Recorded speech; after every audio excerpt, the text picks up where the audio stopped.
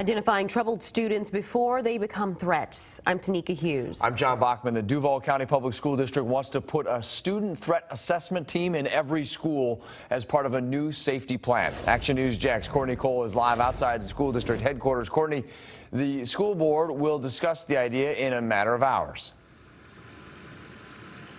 That's right, and this is what they're going to be discussing. This 2 pages here kind of outlines how they plan to look for this risky behavior in students ahead of time, a proactive step so that they can prevent anything tragic from possibly happening. Tonight, I spoke to parents who have kids in DCPS to see what they think.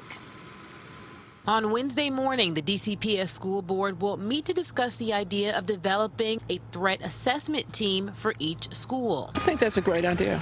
I think that would be good in Duval County to protect everybody, including the teachers and all. According to this draft, the team's job will be to figure out which students could potentially be harmful to themselves and other students based on their behavior. Maybe that'll cut out the violence or things going on nobody knows about or before it happens. While the plan is in its early stages, right now the team would be made up of a school counselor, a school administrator, instructional staff member, and a Duval County school police officer. If they do determine a student could be a danger, the plan says they would then have permission to look up the student's criminal history and call his or her parents. While none of the parents we spoke to tonight said they were opposed to the idea in its early stages, our law and safety expert believes parents would be justified in having concerns about their child being profiled. I recognize that the schools are trying to protect our children, and that is a noble effort.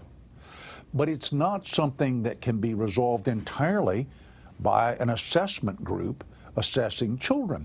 That's not going to deal with an external threat. The external threat would just come to the school. Now, parents, we do want to make sure you know right now this idea is still in the early stages and this is a draft, but tomorrow morning the school board will be meeting to discuss this policy. Now, coming up on Action News Jax at 11, our law and safety expert spoke to us about what he thinks could be a good long-term solution to make schools safer for our kids. Reporting live on the South Bank, Courtney Cole, Fox 30, Action News Jax.